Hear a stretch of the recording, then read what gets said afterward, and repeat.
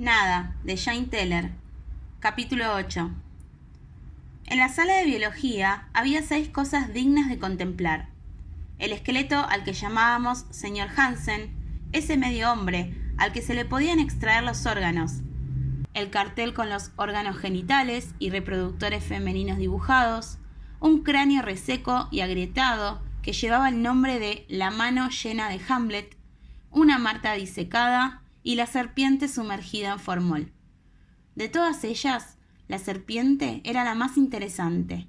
El hallazgo de la pequeña Ingrid era genial. Henrik no estaba de acuerdo.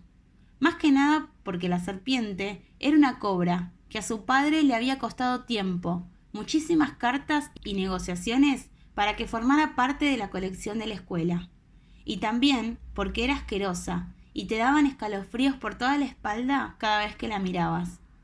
Con su forma prehistórica y sus apretadas escamas, el cuerpo enroscado en una interminable espiral en el fondo del recipiente, la cabeza alzada y despierta, ese cuello dentado y dilatado como en pleno ataque de rabia, y a cada momento parecía que la saliva paralizante iba a salir despedida de su roja, pálida boca de búfido. Nadie por voluntad propia tocaba el recipiente, es decir, a no ser que obtuviera 10 coronas por ello. Henrik se mantenía firme, tosudo y tonto en la postura de que la serpiente no era adecuada para el montón de significado. Pero ayudó el que en la pausa Hussein sostuviera en alto el recipiente con la serpiente por encima de la cabeza de Henrik, mientras decía que lo estrellaría contra su frente si él no la trasladaba al montón. Los demás también nos sentíamos impacientes y defendimos que debía hacerse de inmediato. Queríamos acabarlo para poder cerrar la boca a Pierre Anton. Las ciruelas estaban casi del todo maduras, y ahora él nos escupía los huesos pegajosos mientras vociferaba sus ocurrencias. ¿Qué pretendéis vosotras, las chicas teniendo novio? Había vociferado la misma mañana que pasé por el número 25 de la calle Tairín del brazo de Enrique Úrsula. Primero te enamoras, después te echas novio y luego el enamoramiento se esfuma y te separas. Cierra el pico, chilló Enrique Úrsula, muy alto. Quizás se sintió especialmente herida, porque precisamente acabábamos de hablar de Jean John y de los sentimientos que no se podían gobernar. Pierre Anton se rió y continuó amistoso. Y así una y otra vez, hasta que estéis tan harta que preferiréis fingir que el chico en que ese momento tenéis a vuestro lado es el único. ¡Qué pérdida de energía! Ahora cerrarás el pico de una vez, grité yo, y eché a correr, porque aunque yo no tuviera novio, ni tampoco supiera quién podría ser si en ese momento tuviera que escoger uno, deseaba con ansia tenerlo, y pronto, y Pierre Anton no tenía derecho a destruir mi amor antes de estrenarlo. Enrique Úrsula y yo corrimos el resto del trayecto hasta llegar a la escuela, y entramos del peor humor que podíamos recordar haber tenido juntas. Ni siquiera ayudó el que la guapa Rosa nos recordara que Pierre Anton había sido novio de Sophie durante 14 días, y que incluso se habían besado antes de dejarlo, y que después Sophie fue novia de Sebastián, mientras que Pierre Anton estuvo con Laura. Esa historia sonaba demasiado a algo que yo no quería escuchar, y quizá también a lo que Pierre Anton había dicho desde el árbol. No sé exactamente cuándo Henrik vio la ocasión de hurtar la serpiente de la sala de biología, ni cómo consiguió llevarla a la clausurada cerrería sin ser visto. Lo único que sé es que Dennis y Richard le ayudaron, y que la serpiente cabeceaba repulsivamente, como si estuviera viva cuando la depositaron en lo alto del montón dentro del recipiente. A Oscarito tampoco le gustó. El hámster chilló lastimosamente y se acurrucó en el rincón de su jaula más alejado del bicho. Gerda lloró y dijo que cubrieran la serpiente con papel para que no tuviéramos que verla. Pero precisamente el chillido de Oscarito hacía más valiosa la serpiente, y nadie estuvo de acuerdo en cubrirla. En su lugar, dirigimos la mirada expectante hacia Henrik. Capítulo 9. Henrik era un auténtico tío pelota. Exigió los guantes de boxeo de Ole. Lo único que esto tenía de gracioso era que Ole les tenía bastante aprecio a sus guantes de boxeo, y que al ser rojos hacían juego con la bandera danesa. Como contrapartida, Ole reflexionó durante 8 días antes de expresar su petición. Si no hubiera sido porque era Ole, y si su ocurrencia no hubiera sido tan grandiosa, nos hubiéramos enojado todos con él. Porque mientras él pensaba, empezó a hacerse sentir de nuevo el griterío de Pierre Anton subido al ciruelo. Se va a la escuela para después tener trabajo, y se trabaja para tener tiempo para no hacer nada. ¿Por qué entonces no hacer nada desde el principio? Chilló y nos escupió un hueso de ciruela. Fue como si el montón de significados se encogiera y perdiera un poco de su significado, y eso era del todo insoportable. «Espera y verás», grité, lo más fuerte que pude, y al instante tuve que saltar a un lado para esquivar una ciruela escurridiza que pasó silbando. «No hay nada que esperar», gritó Pierre Anton, ofensivo, «y no hay nada que ver. Cuanto más se espera, por supuesto, menos queda por ver». Me tapé los oídos con las manos y me apresuré a llegar a la escuela. Allí tampoco ocurría nada divertido, porque los profesores estaban enfadados con nosotros.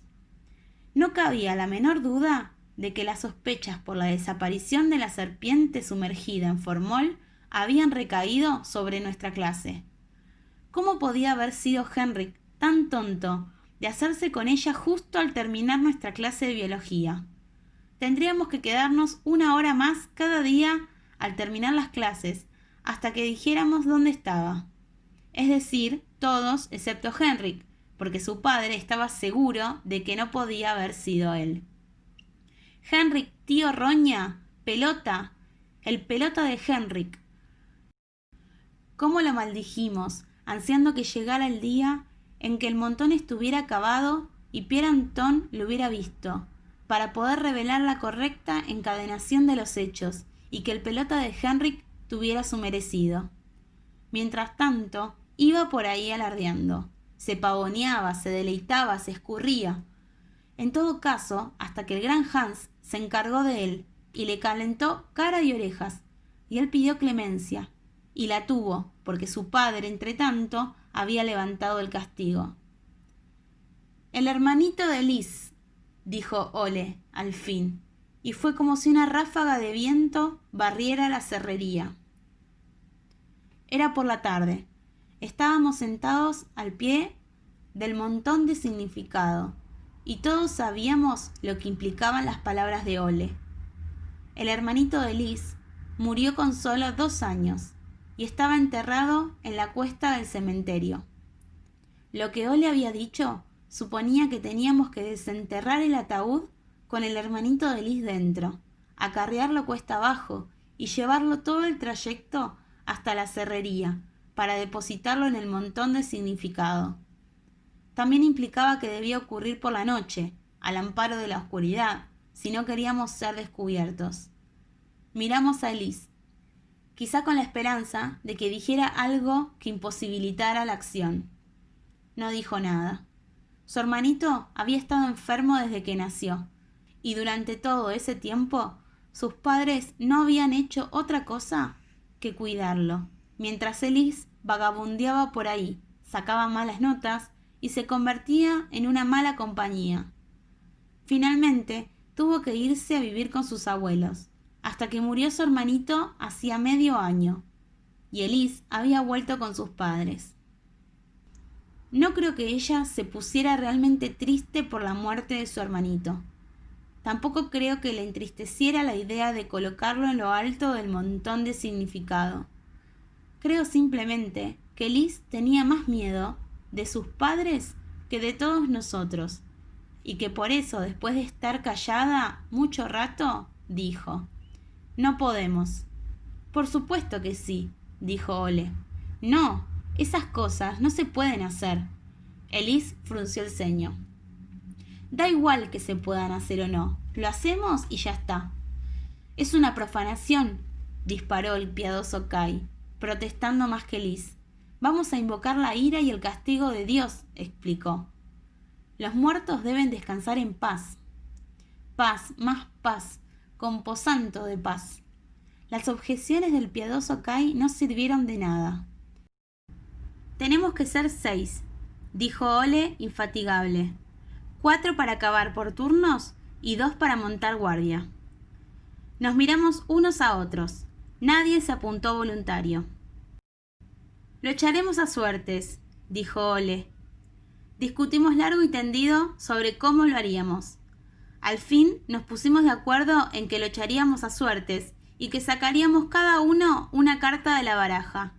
Los 4 que sacaran las cartas más altas se encargarían de lo del cementerio. Sí, solo 4, porque por supuesto Ole y Elise eran 2 de los 6. Yo dije que podía muy bien ir corriendo a casa para traer una baraja, pero se estaba haciendo tarde y decidimos hacerlo el día siguiente. Como contrapartida, la tumba se abriría la noche del día siguiente, a menos que lloviera. Siempre me ha gustado jugar a las cartas y siempre he tenido varias barajas. Tan pronto hube cenado, me fui a mi habitación, cerré la puerta y saqué todas mis barajas. Tenía las clásicas, con dibujos en azul y rojo, que no iban bien para la ocasión. También tenía las cartas miniatura, que tampoco me parecieron las correctas, ni las que tenían cabezas de caballo por detrás, ni las de payasos, ni las que tenían sotas y reyes que se asemejaban a sultanes árabes. Al final solo quedaba una baraja. Sin embargo, esa iba bien, porque el reverso de las cartas era negro con un fino borde dorado, y casi no las había usado. Así que los bordes dorados estaban intactos y relucientes. Sería esta. Guardé las demás en su sitio y esparcí las de borde dorado sobre mi escritorio. Examiné cada una de las cartas durante un buen rato. Había algo funesto en ellas, no solo en sus imágenes, con esa reina parecida a una bruja y el rey con esos ojos perforadores, y no solo por sus picas excesivamente negras y los tréboles parecidos a garras, sino también por los diamantes azules y rojos, y los corazones, que más que nada me hacían pensar precisamente en lo que no quería. También empecé a temblar, solo de imaginar que el ataúd del hermanito de Liz iba a ser desenterrado. Desenterrar, enterrar, y montones de algo en lo que yo no quería pensar. Tenía 2 posibilidades. Apartar un 2 de la baraja y metérmelo en el bolsillo, y luego apañármelas para cambiarlo por la carta que yo sacara mañana, o marcar una de las cartas del número 2 para poder localizarla en el momento de sacarla, sin que los demás lo notaran. A pesar de no saber cómo marcaría la carta para que los otros no se dieran cuenta, escogí esta segunda opción, porque si antes de empezar el sorteo le daba a alguien por contar las cartas, me descubrirían al instante. Así que era más seguro marcarla. Tras largas ponderaciones, rasqué el borde dorado de las 4 esquinas de un 2 de picas. Para más seguridad, hice lo mismo con las 3 cartas restantes que llevaban el número 2. Con un poco de benevolencia, podría parecer desgaste casual. Ahora me encontraba en el lado seguro. No quería ser yo la que fuera a desenterrar al hermanito de Liz en plena noche. Al día siguiente reinaba un extraño y quedo desasosiego en la clase. Nadie hacía bromas. Nadie pasaba mensajes, ni nadie lanzaba aviones de papel. Ni siquiera en la clase de matemáticas con el sustituto. Y a pesar de ello, formamos un terrible barullo. Sillas que se balanceaban hacia atrás y hacia adelante. Pupitres empujados primero a un lado y después al otro. Bolígrafos que rascaban el canto de las mesas y lápices que eran mordidos en la punta. Las clases avanzaban a paso de tortuga y, sin embargo, demasiado aprisa. La tarde nos ponía de los nervios, a todos, excepto a mí. Yo sonreía tranquila en mi sitio. Incluso gané un par de pluses para la cartilla de notas. Era la única que podía concentrarse en responder las preguntas del profesor Skilsen sobre el tiempo, el viento y el agua en América, tanto del norte como del sur. De vez en cuando, como por azar, deslizaba el dedo por las esquinas de las cartas negras con borde dorado, que yacían en la mochila, para asegurarme de que seguía anotando rasposas 4 de ellas. Cuando sonó el timbre, tras acabar la última clase, ya teníamos las cosas guardadas en las mochilas y desaparecimos de 3 en 3 en diferentes direcciones para encaminarnos a la serrería en desuso. Nos servimos de 4 rutas diferentes y además salimos a intervalos en pequeños grupos. Los adultos no debían sospechar ni empezar a husmear. Transcurrieron solo 20 minutos desde la salida del primer grupo hasta la llegada de los 3 del último grupo. Saqué las cartas negras de mi mochila y se las entregué a Jean Joan. Él las examinó largo rato y yo tuve que desviar la mirada para no descubrirme con la vista demasiado fija en sus manos, por las que pasaban las cartas marcadas. No pude abstenerme de sonreír cuando al fin, satisfecho, se dispuso a barajarlas escrupulosamente. Después se deshizo de ellas y las depositó en una tabla apoyada entre 2 banquetas de cerrar. «Bien», dijo, «para que no se hagan trampas, cojamos todos la carta de encima del montón. 2 es el número más bajo. El as es el más alto. Poneos en fila». Dijo algo más, pero yo ya no lo oí. De pronto fue como si tuviera que mear a mares. Me quedé helada y creí que me iba a enfermar. Si hubiera escogido la otra solución, ahora tendría un 2 en el bolsillo. Pero ya era irremediable. Tuve que ponerme en la cola detrás de Rique Úrsula y hacer como si nada. Todos pateaban nerviosos y daba la impresión de que la cosa se movía también estando parada. Solo Ole y Elise parecían no inmutarse, de pie a nuestro lado mirando, riendo y bromeando, sin importarles que nadie siguiera sus bromas. Gerda sacó la primera carta y no pareció sentirse ni aliviada ni defraudada. Simplemente la apretó contra su pecho, nada más mirarla. El gran Hans soltó una carcajada y mantuvo un 3 en el aire para que todos pudiéramos verlo. Sebastián se rió, pero no tan fuerte. Le había tocado el 8 de diamantes. Uno tras otro avanzaban hacia la cabecera de la cola. Algunos daban gritos de alegría. Unos pocos se quedaban silenciosos, mientras la mayoría hacían como Gerda y apretaban la carta contra su pecho, mientras los demás sacaban carta. Llegó el turno de Rique Úrsula. Titubeó un instante, después levantó la carta de encima y dejó escapar un suspiro de alivio. Había sacado un 5. Entonces me tocó a mí. Supe de inmediato que la carta que estaba encima no era un 2. El primer canto áspero que podía ver no tenía demasiadas cartas encima. Por un instante especulé sobre cómo podría volcar el montón para que pareciera un accidente, y después recoger las cartas y de forma casual hacer que el 2 quedara encima. Pero Richard me metía prisa por detrás, y no pude hacer más que levantar la carta con el borde dorado entero y brillante en cada esquina. El as de picas. 13 de 13 son 13. No me desmayé, pero el resto del sorteo transcurrió sin que yo tuviera conciencia de nada. Salí de mi ensimismamiento cuando me hallaba formando parte de un círculo junto con Ole, Elise, Jean Joan, Richard y el piadoso Kai. A partir de ahí, fue Ole el que lo decidió todo. Nos encontraremos a las 11 en el cobertizo para las bicicletas de la casa de Richard. Desde allí no hay mucho camino hasta el cementerio. No es una buena idea, dijo el piadoso Kai con voz temblorosa. A mí me pueden expulsar de la congregación.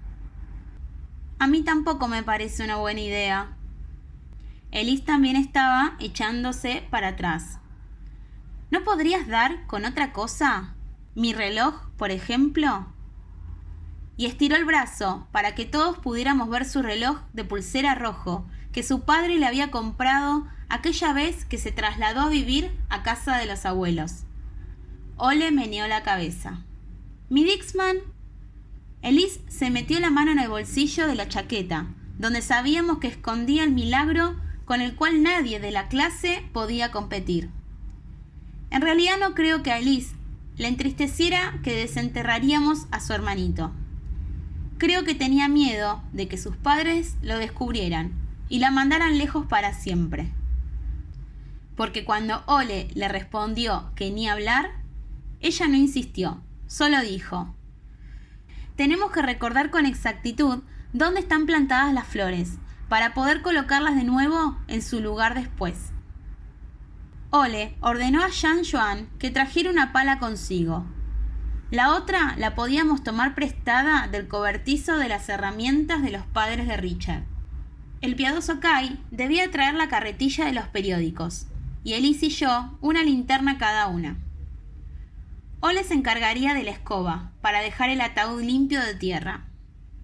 Al terminar el piadoso Kai tenía un aspecto descompuesto, y creo que habría llorado si Ole no hubiera recordado en ese momento que la cita era a las 11 en el cobertizo para las bicicletas de casa de Richard. Yo ya había puesto el despertador para que sonara a las 10:30, pero no hizo falta. Nunca llegué a conciliar el sueño. Me quedé tumbada con los ojos abiertos durante una buena hora y media, antes de que llegara la hora de levantarse. Puntualmente, a la que faltaban 5 minutos para las 10:30, salté de la cama, cerré el despertador, me puse los pantalones vaqueros y un jersey. Enfundé los pies en mis catusquias y agarré la linterna que había dejado preparada sobre la mesa. La televisión del salón se oía muy baja. Por suerte, nuestra casa estaba en la planta baja. Sin esfuerzo, pude descolgarme por la ventana de mi dormitorio, poner un libro entre las 2 hojas de la ventana para que no se cerrara, y ya iba de camino hacia allí. Hacía más frío del que yo pensaba.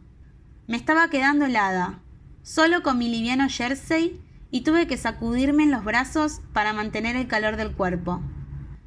Había valorado quedarme en casa. Pero ¿de qué habría servido, habiendo advertido Ole que si alguien no acudía a la cita en casa de Richard, los demás se volverían a sus casas, y ese alguien tendría que apañárselas para hacer el trabajo solo la noche siguiente? La idea de hallarme a solas en el cementerio por la noche era suficiente para que arrancara a correr. Y eso me fue bien también para quitarme el frío. Faltaban solo 10 minutos para las 11 cuando llegué al cobertizo de las bicicletas de Richard. Jean Joan y el piadoso Kai ya estaban allí. Elise no tardó en aparecer, seguida de Richard, que surgió de la puerta trasera de la cocina. A las 11 en punto llegó Ole. «Vayámonos», dijo él cuando se hubo asegurado de que todo estaba en orden: 2 palas, las linternas y la carretilla de los periódicos del piadoso Kai. Ninguno de nosotros abrió la boca mientras nos escurríamos por las calles, camino del cementerio. La ciudad también guardaba silencio. Nunca había demasiada vida por las noches en Tairín, y aún menos tarde por la noche, un martes corriente. Caminábamos pegados a los setos de la calle de Richard. Giramos hacia abajo por la calle donde Sebastián y Laura vivían. Pasamos corriendo por delante de la panadería y tomamos el sendero de detrás de la casa de Enrique Úrsula, que vivía en la calle principal, para llegar a la cuesta del cementerio, sin habernos cruzado más que con 2 gatos en celo que Ole ahuyentó de una patada. La cuesta del cementerio era empinada y el sendero entre las tumbas era de gravilla. Tuvimos que dejar el carrito de los periódicos al lado del portón de hierro forjado. Al piadoso Kai no le hizo ninguna gracia, pero Ole le juró que le pagaría si salía con más majaderías. Las calles resultaban lívidas y bastante lúgubres, bajo la amarillenta luz de las farolas. Grandes abetos escondían el cementerio del camino y lo protegían suficientemente de miradas curiosas. Eso por si pasaba alguien, pero también impedían que penetrara la luz de las farolas, que ya empezábamos a echar en falta. No había más luz que la que daba la media luna y la pequeña lámpara romboidal de la entrada de la iglesia. Además, por supuesto, de los débiles focos de nuestras 2 linternas penetrando la oscuridad. Oscuro, más oscuro, temiblemente oscuro. Nunca me había gustado estar en el cementerio, y a esa hora era del todo insoportable. Aunque nos deslizábamos con sumo cuidado, la gravilla crujía estridente bajo nuestras pisadas. Conté para mis adentros una y otra vez, hasta 100. Primero en progresión ascendente y luego descendente, y vuelta a empezar, y así una y otra vez. 52, 53, 54. Estuvimos tanteando en la oscuridad hasta que Liz encontró la dirección correcta y pudo conducirnos a la tumba de su hermanito. 77, 78, 79. Aquí estaba, 3 de enero de 1990, 21 de febrero de 1992. Emil Jensen, nuestro amado hijo y hermanito, ponía en la lápida. Miré a Liz y me atreví a apostar que ella no estuvo de acuerdo en esto del hermanito, aunque yo podía muy bien darme cuenta de por qué debía ir a parar al montón. A pesar de todo, un hermanito era algo especial, a pesar de no haber sido del todo amado. La lápida era de mármol, blanca de verdad y bella, con 2 palomas en la parte superior y flores rojas y amarillas plantadas al pie. Estuve a punto de echarme a llorar, y tuve que mirar el cielo, las estrellas y la media luna, y pensar en lo que Pierre Anton había dicho por la mañana, que la luna daba la vuelta alrededor de la Tierra en 28 días, mientras que la Tierra tardaba 1 año en dar la vuelta alrededor del Sol. Eso me hizo contener las lágrimas, pero no me atreví ya a mirar más la lápida y las palomas. Ahora Ole nos mandaba a Liz y a mí, a cada una, en una dirección para montar guardia. Las linternas se las quedó él. Los muchachos las necesitaban para ver dónde cavaban, dijo, y tuvimos que encontrar el camino entre las tumbas y la iglesia solo con la luz de la luna, bajo la cual todo tenía un aspecto fantasmal y casi azulado. Elis montó guardia en la entrada trasera, al otro lado de la iglesia, no muy lejos de la casa del cura, muy alejada de donde yo estaba. Conversar era, por supuesto, imposible. Ni siquiera podíamos tranquilizarnos la una con la presencia de la otra. Intenté concentrarme en estudiar la iglesia, que era áspera y blanca, y con una puerta tallada en madera clara, y muy arriba, vidrieras de colores que a esa hora de la noche eran más negras que otra cosa. Al mismo tiempo me puse a contar. 1, 2, 3. Me llegaba un extraño ruido sordo de la tumba a mis espaldas, cada vez que la pala daba en la tierra. Golpe seco, seguido de un silbido, cuando la tierra se deslizaba pala abajo. Golpe, silbido, golpe, silbido. Al principio los palazos eran seguidos. Luego sonó un restallido. Los muchachos habían golpeado el ataúd y ahora procedían a ir despacio. Yo sabía que ahora paleaban alrededor del ataúd para sacar la menor cantidad de tierra posible. Ese pensamiento me produjo un escalofrío que me recorrió la espalda. Tirité y no quise pensar más en ello. Y en lugar de eso, miré los abetos y me puse a contarlos. Había 18 grandes y 7 pequeños, y recorrían el sendero que iba desde la calle hasta arriba, en la iglesia. Las ramas se agitaron levemente con un viento que yo no podía percibir. Me hallaba, claro, al abrigo de los muros del cementerio. Di 2 diminutos pasos al frente, uno al lado y 2 hacia atrás, y vuelta a empezar. Esa vez hacia el otro lado.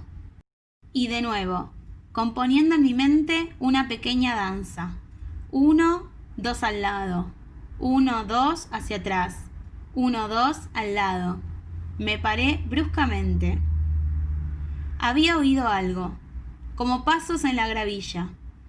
Miré fijamente hacia el sendero, pero no pude ver nada. Si tuviera la linterna ahora, lo oí otra vez. Crunch. Venían del final del sendero, de abajo, cerca de la puerta. De inmediato sentí un incontenible deseo de mear, y estaba a punto de salir corriendo hacia los muchachos, cuando recordé lo que Ole me había dicho. Y además sabía que me daría una si salía corriendo. Tomé una profunda bocanada de aire, junté las manos y proferí un aullido grave, soplando en la raja entre los 2 pulgares y dentro del hueco de la mano. Sonó despacio. La gravilla crujió todavía otra vez y yo puse todas mis fuerzas en los otros.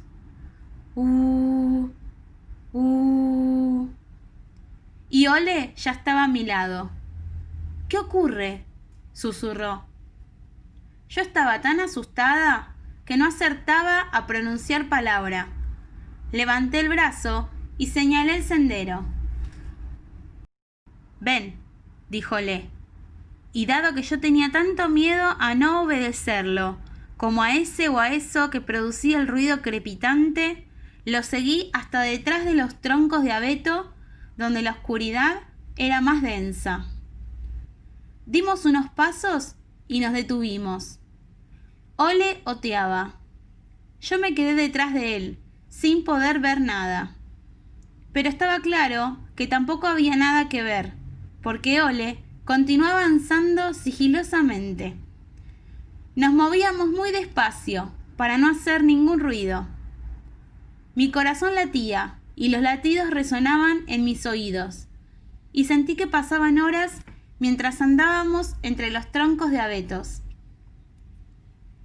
De golpe Ole apartó las ramas a un lado y pasó al sendero. ¡Ja! Se rió, y yo miré avergonzada por encima de sus hombros. Era Cenicienta, la vieja perra de Sorensen, que después de la muerte de su dueño se negaba a vivir en otro lugar que no fuera en su tumba. La perra había sentido curiosidad por el ruido de la pala y subía la cuesta pausada arrastrando sus patas aquejadas de reuma. Por fortuna, no le dio por ladrar. Solo nos miró con interés y husmeó mis piernas. Le acaricié la cabeza y volví a mi puesto. Poco después fue Ole el que silbó. Habían terminado el trabajo de cavar, y el pequeño yacía encima de la gravilla con un aspecto terriblemente triste y solitario. Pero no había tiempo para pensar en eso, porque acababa de surgir otro problema. Los muchachos habían devuelto al hoyo toda la tierra que habían sacado, y a pesar de ello, solo habían quedado cubiertas las 3/4 partes del mismo. Una ley física que no habíamos aprendido. Cuando un cuerpo se desentierra, el nivel de tierra del lugar que ocupaba disminuirá proporcionalmente al volumen del susodicho cuerpo. Toda persona que se acercara a la sepultura del pequeño Emil Jensen podría darse cuenta de que el pequeñito ya no yacía allí. Fue entonces cuando Elise se echó a llorar desconsoladamente y sin parar, a pesar de que Ole le dijera que callase. Nos quedamos helados y sin saber qué hacer. Entonces se me ocurrió que podíamos hacer rodar algunas lápidas de las otras sepulturas y echarlas al hoyo para después cubrirlas con tierra. el enterrador las echaría en falta, pero nunca descubriría que estaban en la sepultura de Miljensen. Eso si acertábamos a colocar todas las flores tal y como estaban cuando llegamos. Nos costó un buen tiempo y fue más que agotador despegar 2 lápidas y hacerlas rodar hasta la sepultura del pequeño Miljensen. Principalmente porque no nos atrevimos a coger las que estaban cerca, por si alguien, a pesar de todo, se daba cuenta de que se había removido la tierra no hacía mucho. Pero al final las tiramos al hoyo, y con cantidad de tierra encima, y la gravilla también, y luego las flores, que habían sufrido un poco de desgaste durante el proceso, pero que a pesar de los pesares, después de sacudirlas un poco con la escoba de Ole, quedaron en un estado pasable. Dieron las 12 en el reloj del ayuntamiento exactamente cuando terminamos, y nos dábamos la vuelta para mirar el ataúd. Me quedé de una pieza, e incluso en la oscuridad pude ver la cara pálida de los muchachos. El reloj del ayuntamiento lanzaba un tañido profundo y hueco, y una campanada rugía como un grito fantasmal entre las sepulturas. Gom, gom, gom. Ninguno de nosotros se movió. No me atrevía ni a mirar ni a cerrar los ojos, y fijé la mirada en Jean Joan, como si fuera la única imagen que le permitiera captar a mi retina.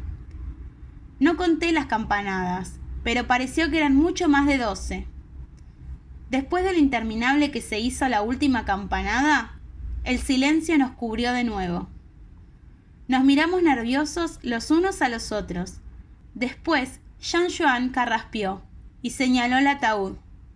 «Prosigamos», dijo, y me percaté de lo hábil que había sido evitando pronunciar la palabra ataúd.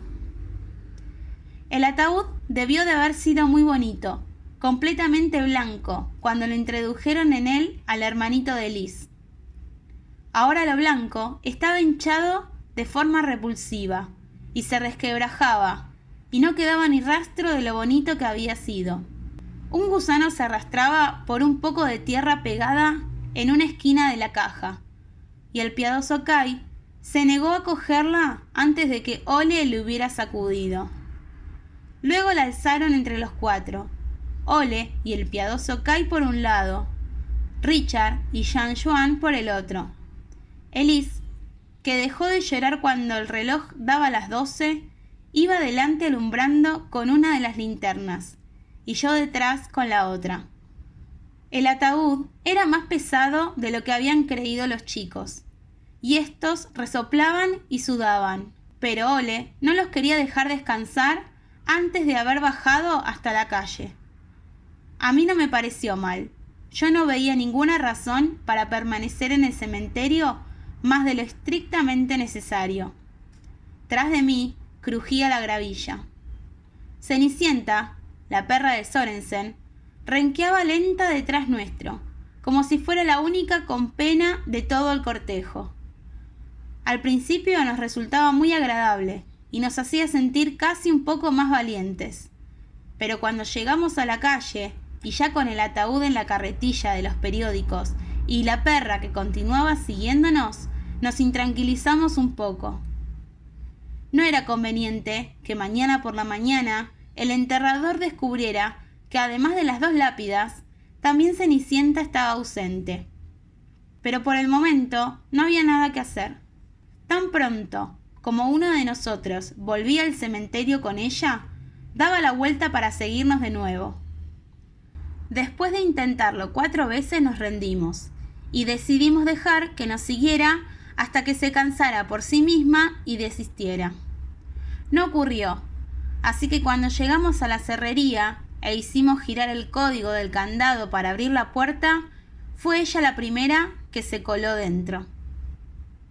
Yo encendí la luz y los muchachos avanzaron hacia adentro con el ataúd en brazos.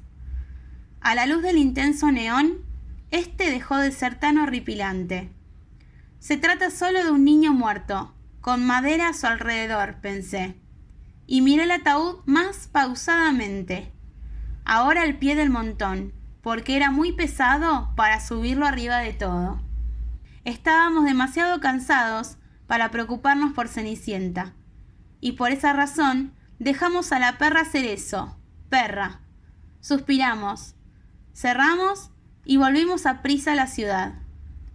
Al final de mi calle me despedí y me apresuré a llegar a casa con más coraje del que llevaba al salir. El libro seguía estando entre las 2 hojas de la ventana. Entré y me metí en la cama sin despertar a nadie de la casa.